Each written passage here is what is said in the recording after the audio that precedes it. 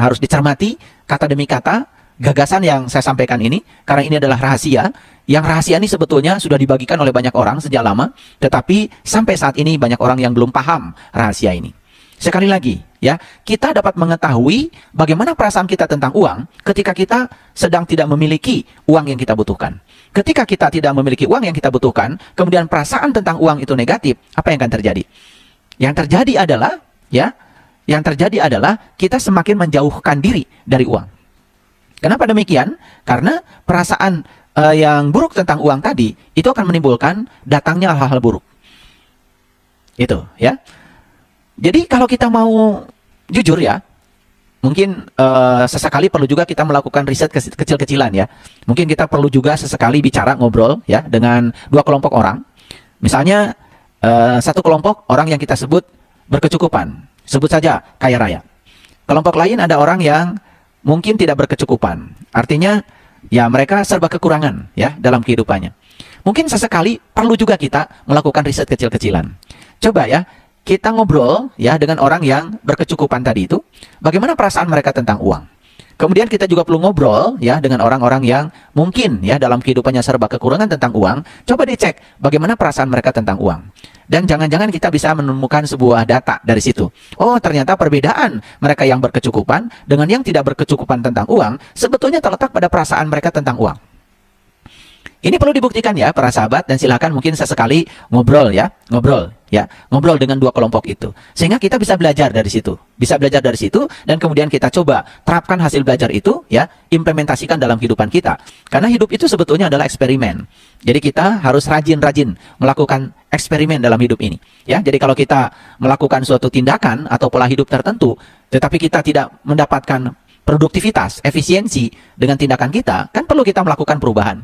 Nah, perubahan itu tentu saja harus berbasis kepada pengetahuan. Jangan sampai kita hanya menebak-nebak begitu saja, sehingga kita akan terjerembab lagi dalam kesalahan yang sama. Jadi, orang yang berkecukupan, ternyata ya, mereka ini mengungkapkan perasaan yang nyaman, lebih besar tentang uang. Sebaliknya, orang-orang yang tidak berkecukupan, rupanya mereka ini ya lebih banyak mengungkapkan perasaan tidak nyaman yang lebih besar tentang uang. Jadi sebetulnya perbedaannya di situ saja ya. Oleh karena itu maka kembali lagi kepada statement awal dari saya tadi, kemiskinan itu berasal dari perasaan miskin. Sederhana ya para sahabat, misalnya contoh saja. Pernah nggak kita ngajak orang misalkan untuk rekreasi, dekat-dekatan aja ya. Minggu depan kita akan rekreasi, kemana yang dekat saja. Coba lihat tanggapan mereka. Ada yang mengatakan, yes ya, kita pergi ya. Mungkin saja orang itu pada saat itu juga belum memiliki uangnya, tetapi dia punya perasaan positif tentang uang, dan dia punya keyakinan pada saatnya dia akan punya uang. Tentu saja akan sangat berbeda dengan orang yang pada saat itu kemudian mereka merespon negatif. Wah, uang dari mana? Ya, kemudian ditambah lagi, untuk makan saja susah, tambah lagi ya, untuk jajan anak sekolah aja nggak punya, tambah lagi. Nah, kemudian secara tidak sadar dia sedang memupuk perasaan buruk itu. Dan perasaan buruk itu ya tadi seperti kuda liar, karena dipupuk maka dia akan terus-menerus ya dicambuk, sehingga dia akan semakin terjerembab dalam situasi yang lebih buruk lagi. Coba ya, ini hal sederhana, tetapi ini kan sehari-hari yang kita lakukan. Coba sesekali kita perlu melakukan treatment seperti itu. Dan saya sering melakukan itu. Misalnya ya, saya sering mengajak, bulan depan kita ke Bromo. Saya lihat ya, reaksi masing-masing ya, orang yang saya ajak bicara itu, yang mengatakan, yes, saya pasti akan berangkat. Nah, ketika dia mengatakan itu, berarti dia sudah memilih katalog, bahwa dalam pikirannya dia akan berangkat. Mungkin saat itu dia belum punya uang. Ternyata yang luar biasa apa? Saya catat ya, orang yang begitu optimis dia akan berangkat, padahal saat berbicara dengan saya uangnya belum ada, ternyata betul-betul dia pergi ke Bromo. Ya, dan orang yang mengatakan, apalagi tidak merespon, apalagi dalam batinnya itu ada perasaan buruk tentang uang, dan dia mengatakan, wah, uang dari mana? Pemborosan. Ya, buat apa pergi ke sana gitu. Apalagi ya negatif semacam itu sudut pandangnya, pasti tidak akan terpilih oleh semesta menjadi seseorang yang akan hadir di kelompok Bromo itu. Dan saya sering melakukan membuat acara-acara ya, seperti rekreasi, misalnya pergi ke Bali atau misalnya pergi berumroh gitu ya. Saya sering melontarkan itu dan saya melihat reaksi mereka seperti itu ya. Jadi berbeda sekali. Orang yang reaksinya positif dan dia punya perasaan yang nyaman tentang uang, walaupun saat itu dia tidak punya uang, dia ternyata pada saatnya dia punya uang. Tapi orang yang tidak nyaman tentang uang, dan betul-betul pada saat tidak punya uang, dia merasa tidak nyaman tentang uang, dan dia tidak punya kesempatan untuk menikmati acara yang dijadwalkan itu.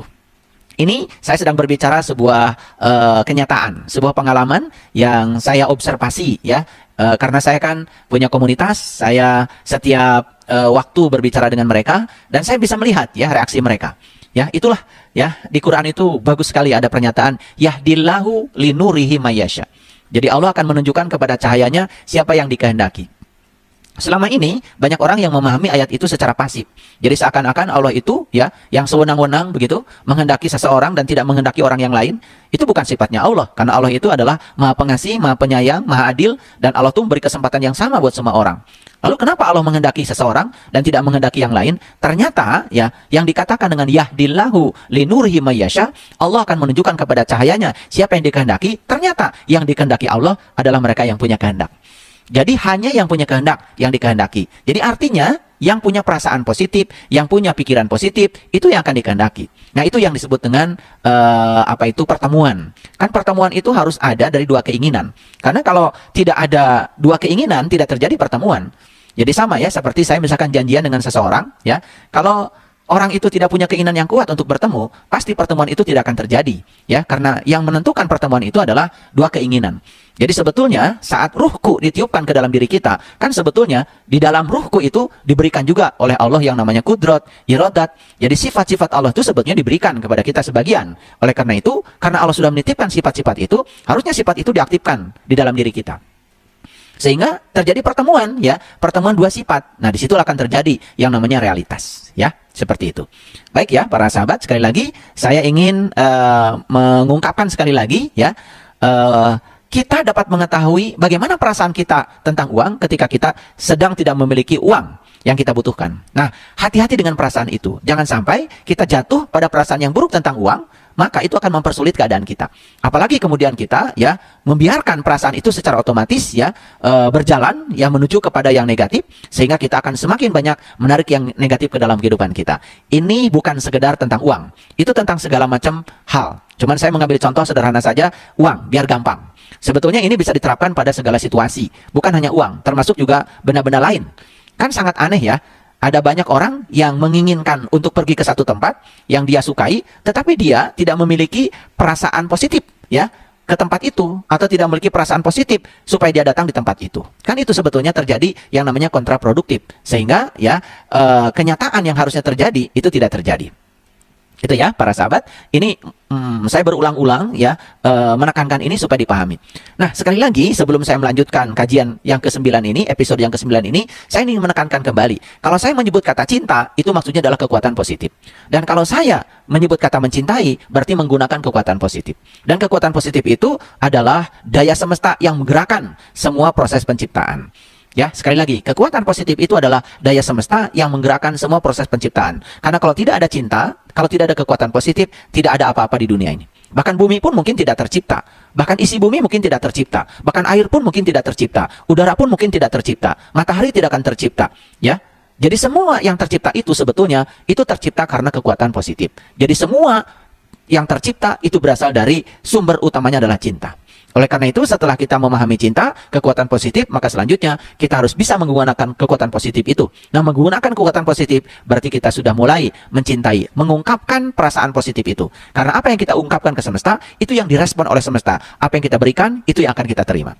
Ya, itulah yang disebut dengan hukum tarik-menarik. Sekali lagi para sahabat, sebelum saya lanjutkan, kemiskinan berasal dari perasaan miskin. Itu sebabnya mengubah kemiskinan berarti ubah dulu perasaan kita. Ubah dulu perasaan kita, ya. Jangan sampai kita selalu ya tidak menghargai diri kita, merendahkan diri sendiri, yang memposisikan diri kita sebagai seseorang yang tidak layak seakan-akan untuk mencapai sesuatu. Padahal tidak ada kelahiran yang kebetulan. Semua kelahiran direncanakan oleh Allah, dan semua kelahiran tentu saja untuk kebahagiaan. Jadi setiap manusia yang diutus ke semesta ini harusnya hidupnya menakjubkan dan berkelimpahan, sehingga tidak kekurangan apapun. Ya, kenapa kekurangan? Semua batasan-batasan itu berasal dari batasan yang diciptakan oleh lingkungan. Jadi saya sudah mengatakan berulang kali bahwa sebetulnya otak itu buatan Allah, tetapi pikiran itu buatan lingkungan, buatan keluarga, buatan lingkungan, buatan sekolah di mana kita dibesarkan. Kalau kita terlalu sering mendengarkan batasan-batasan yang disampaikan oleh orang-orang di sekitar kita, maka batasan itu saking seringnya terjadi proses repetisi dan masuk ke alam bawah sadar kita, itu akan menjadi program di alam bawah sadar kita, dan kita akan dikendalikan oleh program yang diinputkan ke alam bawah sadar kita, sehingga kita menjadi tidak berdaya.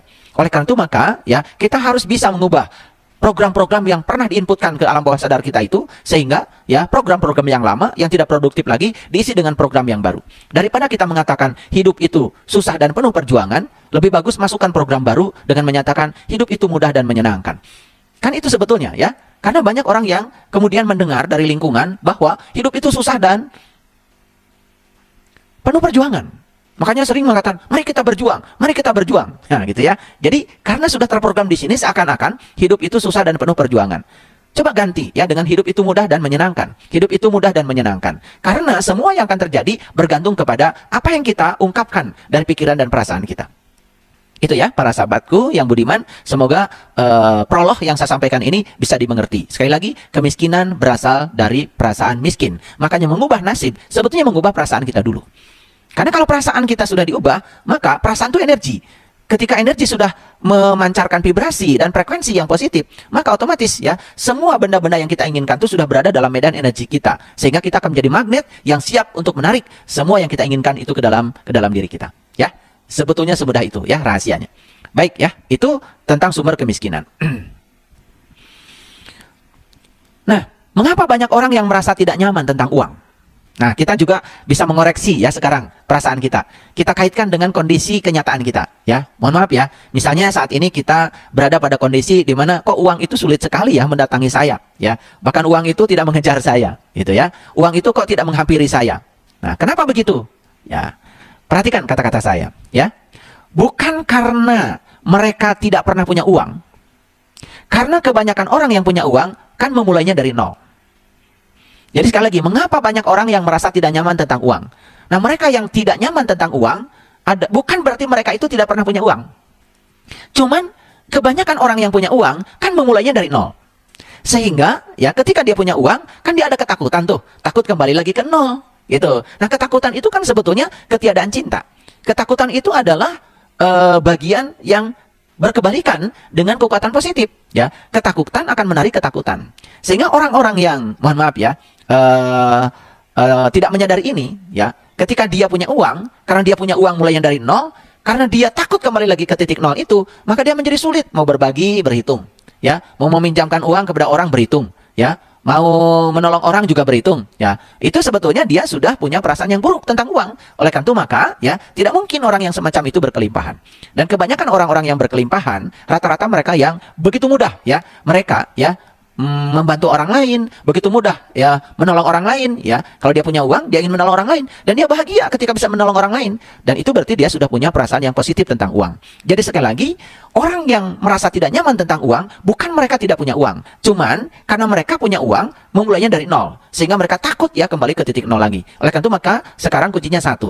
Mari kita bebaskan, ya bebaskan rasa takut itu. Kalau kita punya uang dan kemudian takdirnya ada orang yang minta bantuan kepada kita dengan uang kita, ya sudah ya kita bantu. Tetapi syaratnya satu ya, ketika kita membantu, jangan pernah berharap apa-apa dari orang yang kita bantu. Karena kalau kita berharap, maka kita akan membatasi lagi ya. Kita akan mendapatkan sebatas yang kita sangka. Nah, nanti kita akan membuka rahasia ini dengan menggunakan Quran Surat At-Tolak. Di episode yang ke-9 ini, saya akan membuka rahasia Quran Surat At-Tolak. Sekaligus saya akan membuka lebih dalam rahasia Bismillahirrahmanirrahim. Karena sebetulnya Bismillahirrahmanirrahim itu sangat keren sekali. Bagi mereka yang tahu rahasianya, yang bisa menggunakan rahasia ini, maka sebetulnya sangat luar biasa. Itu sebabnya kenapa Nabi Muhammad menyatakan, kullu amrin ribalin la yubda'u fihi basmalah fahuwa aqta. Setiap pekerjaan yang tidak dimulai dengan basmalah putus tidak menjadi amal. Kan harusnya timbul pertanyaan kepada kita, kenapa ya sekelas Nabi Muhammad mengatakan bahwa setiap pekerjaan yang tidak dimulai dengan basmalah putus tidak menjadi amal? Kenapa putus tidak menjadi amal? Mari kita bahas ya secara saintifik. Sebetulnya apa rahasia yang terkandung dalam kalimat basmalah itu? Nah, nanti setelah saya menjelaskan beberapa bagian yang harus dimiliki sebagai pengetahuan, saya akan masuk nanti ke rahasia basmalah, kemudian memasuki Quran Surat At-Tolak. Ya. Nah, di Quran Surat At-Tolak itu kan ada yang disebut dengan doa 1000 dinar. Ya. doa 1000 dinar. Mungkin ada yang pernah mewiridkan doa ini ya. Ya tentu saja bagus ya mewiridkan doa ini. Lebih bagus lagi kalau kita bisa mengetahui rahasia di balik apa yang disampaikan Allah di dalam Quran surat At-Tolak ini.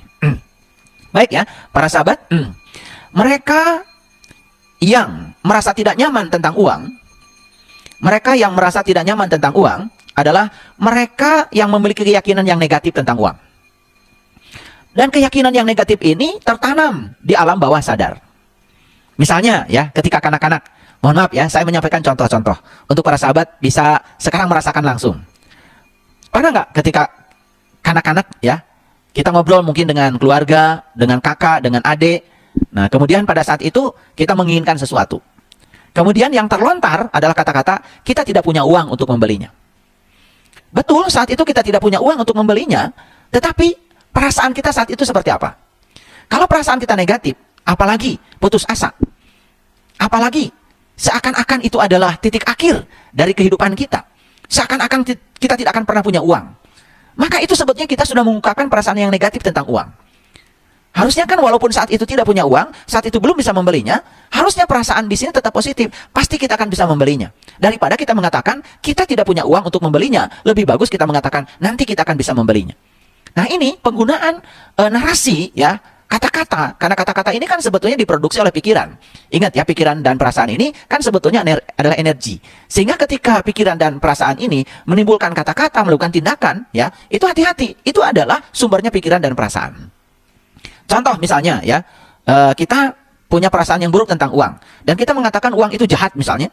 Ya, itu karena uang tidak pernah datang kepada kita, uang menjauh dari kita, kemudian kita mengatakan uang itu jahat misalnya. Ya, atau kita kemudian punya sifat iri hati pada orang lain. Ketika orang lain kaya, misalnya kita tidak bahagia dengan kekayaan mereka, malah kita iri, cemburu kepada mereka. Lalu kita malah justru mengatakan, orang kaya itu pasti tidak jujur, misalnya. Nah itu sudah ungkapan yang negatif tentang uang. Ya, apalagi kita sudah punya sifat iri, sifat cemburu, sifat dengki kepada orang lain yang sedang menikmati kebahagiaan dengan uang. Harusnya ketika orang lain menerima uang, kita ikut merasakan, ya, ikut merasakan kebahagiaan yang mereka rasakan. Dan suatu saat, ya, kita akan resonan dengan mereka. Dan kita akan bisa menikmati kondisi seperti yang mereka rasakan kalau kita punya ungkapan yang positif terhadap mereka. Itulah kenapa ya iri hati tidak boleh, cemburu tidak boleh, dengki, hasud tidak boleh. Ya, makanya di Quran surat Al-Falaq itu kan sampai Allah bersumpah ya, Qul a'udzu birabbil falaq min syarri ma khalaq wa min syarri ghasiqin idza waqab wa min syarri hasidin idza hasad. Jadi hasad itu adalah sumber segala penyakit. Karena kalau ada sifat hasad di sini ya, muncullah sifat-sifat lain, sifat dengki, sifat iri, ya. Dan kemudian selanjutnya, ya, sangat berbahaya adalah kita tidak bisa bahagia ketika melihat kebahagiaan orang lain. Dan ketika kita tidak bisa bahagia melihat kebahagiaan orang lain, sebenarnya kita sedang menghancurkan diri kita sendiri. Karena apa? Perasaan tidak bahagia itu berasal dari ketiadaan cinta. Berarti ketiadaan kekuatan positif dalam diri kita. Otomatis ya, ketiadaan kekuatan positif pada diri kita itu semacam kegelapan. Maka kegelapan akan menarik kegelapan-kegelapan baru. Kan bahaya ya ketika kegelapan menarik kegelapan, kan semakin gelap. Harusnya kegelapan itu ya menghadirkan cahaya. Nah ini ya para sahabat yang harus dipahami. Pelan-pelan ya, saya menyampaikannya pelan-pelan, kata demi kata dipahami ya, supaya paradigma kita berubah. Kalau paradigma kita berubah, perhatikan saya, pasti nasib kita akan berubah. Mungkin banyak yang tidak percaya ya kepada saya, bahwa sebetulnya ya, kita bisa mendapatkan segala hal dalam hidup ini tanpa harus bekerja keras. Kita melakukan pekerjaan biasa saja, tetapi hasilnya luar biasa. Makanya di salah satu episode di YouTube saya, di akun YouTube saya pernah menyampaikan 7 jalan baru yang menakjubkan. Dari 7 jalan baru yang menakjubkan, salah satunya adalah kita bisa mendapatkan banyak dengan upaya sesedikit mungkin. Tetapi bukan berarti ini mencuri, bukan berarti ini licik, bukan. Ini karena kita mengetahui rahasia alam, kita mengetahui rahasia semesta. Makanya sebetulnya ya ada yang namanya kerja keras. Itu kerja keras pasti menggunakan otot, hasilnya pasti pas. Karena otak itu materi. Ada yang namanya kerja cerdas. Kerja cerdas menggunakan otak. Itu hasilnya juga paling sedikit lebih besar lah daripada pas. Kenapa? Karena pikiran juga masih dimensi materi. Nah ada yang disebut dengan kerja ikhlas. Nah kerja ikhlas itu apa? Kita menemukan personal genius zone. Kita menemukan ya berkah yang ada dalam diri kita. Lalu kita melakukan pekerjaan yang kita suka. Dan apapun yang kita suka, pekerjaan yang kita suka, maka di situ kita akan berkembang. Ketika itu berkembang, maka ya segala berkah akan datang. Segala berkah akan datang para sahabat. Dan ini bukan omong kosong. Coba ya sekarang para sahabat kerja keras, kerja cerdas, dan kemudian ya melakukan pekerjaan yang tidak disukai, saya kira sulit untuk bisa ikhlas. Karena apa? Potensi diri kita tidak akan berkembang. Kenapa demikian? Karena ketika kita melakukan satu pekerjaan, merasakan pekerjaan itu sebagai beban, dan kita tidak merasa senang melakukannya, tidak mungkin bisa ikhlas. Jadi ikhlas itu ada kaitan dengan personal genius zone kita. Kita oleh Allah diberi sebetulnya personal genius zone. Artinya kita semua ini jenius ya, secara personal di bidangnya masing-masing. Jadi ikan itu jenius ketika berenang. Tetapi tentu sangat idiot ketika disuruh memanjat. Monyet juga sangat jenius ketika memanjat. Sangat idiot ketika disuruh berenang.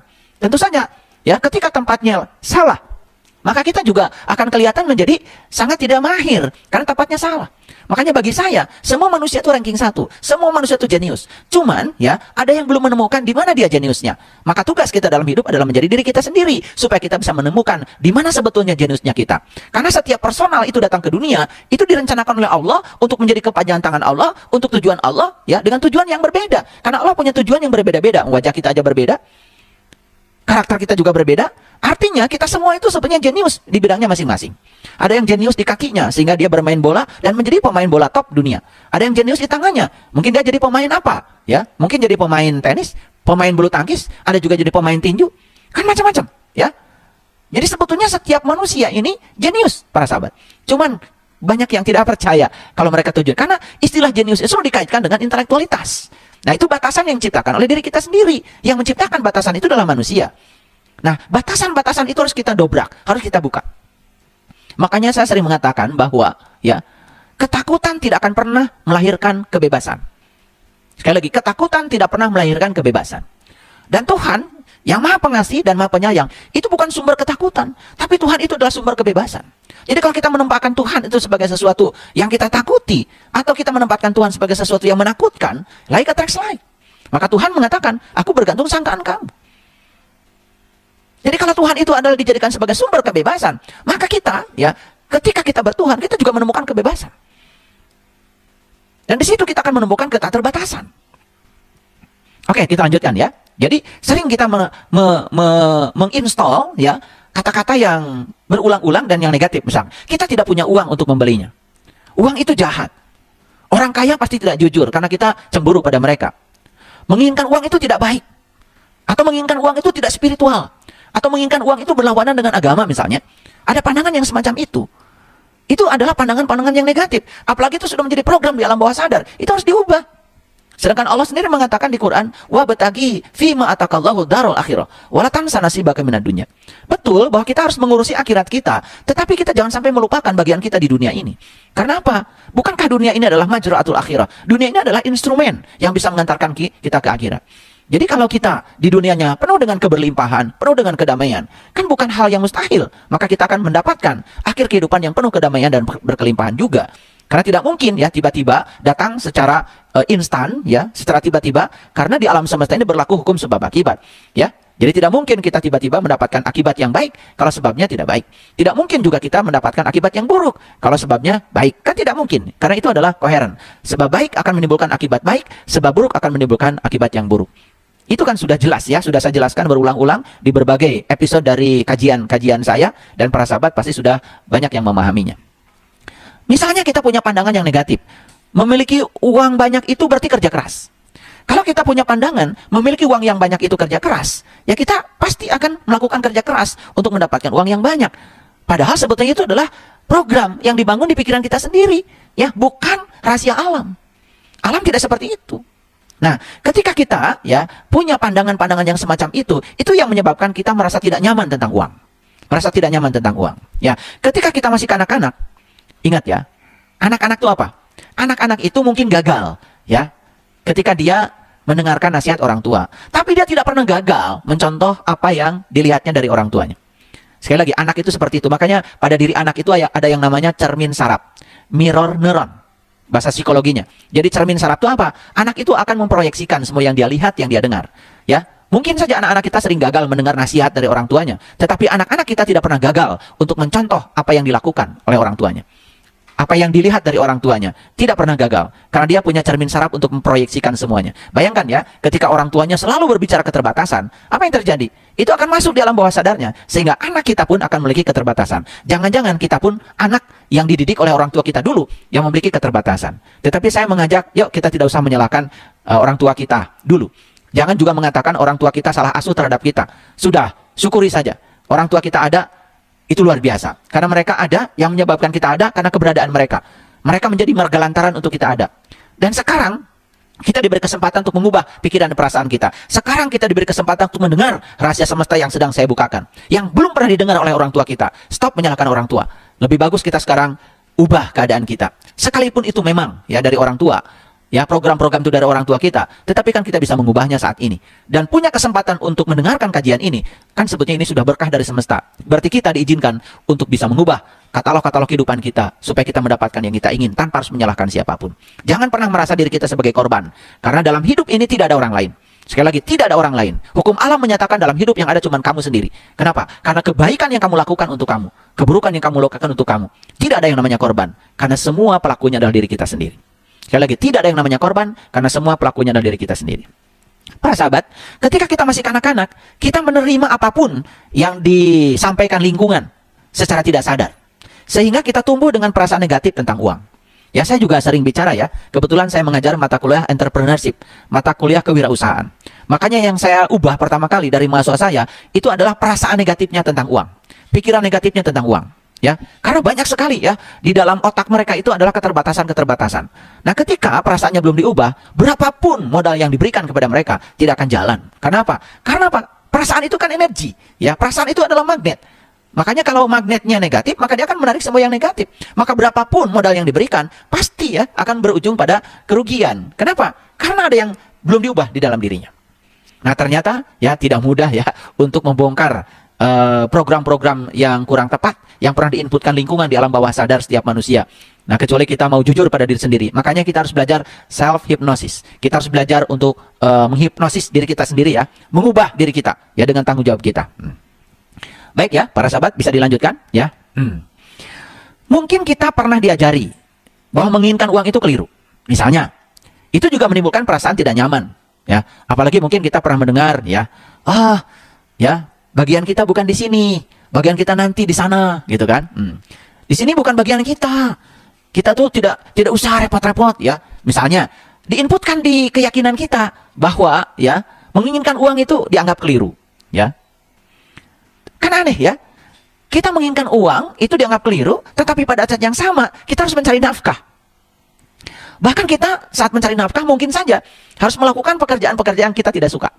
Mohon maaf ya, banyak ya, saya menemukan data, ternyata banyak sekali orang-orang yang stres dalam kehidupan ini ya, bukan karena dia tidak mendapatkan gaji dari perusahaan di mana dia bekerja, ternyata dia itu bekerja di tempat yang dia tidak suka. Tapi dia paksakan ya, dia bekerja di tempat yang dia tidak suka, ya, dia mencari nafkah, ya, udah gitu punya pandangan yang negatif, seakan-akan menginginkan uang itu keliru, seakan-akan, ya. Nah, itu kan menimbulkan ketidaknyamanan tentang uang, ya. Mungkin kita pernah diajari, misalnya, ya, hanya pekerjaan-pekerjaan tertentu saja yang dapat dilakukan untuk mencari nafkah, sehingga membuat pikiran kita sangat terbatas. Mohon maaf ya, mohon maaf. Misalnya, untuk mendapatkan uang itu harus jadi ASN misalkan, harus jadi pegawai negeri misalkan, sehingga semua orang orientasinya ingin jadi pegawai negeri, kan gitu. Misalnya untuk mendapatkan uang itu harus menjadi si A, si B, harus profesinya seperti ini, seperti itu, ya. Itu hati-hati, itu batasan yang diciptakan oleh pikiran. Kalau saya beranggapan ya, kalau anak-anak kita suka apa saja, suka menggambar, biarkan saja menggambar, ya. Jangan kemudian seakan-akan ya, dia harus menjadi si A, si B, dan dia harus melupakan kesenangannya menggambar demi untuk mendapatkan uang. Itu kan batasan yang diciptakan oleh pikiran kita sendiri. Siapa tahu kan, ketika dia senang menggambar, kan suatu saat dia akan menjadi pelukis yang hebat, dan harga lukisannya suatu saat menjadi sangat mahal, kan tidak pernah ada yang tahu. Nah, cuma kita sering ya menginputkan program yang salah kepada anak-anak kita.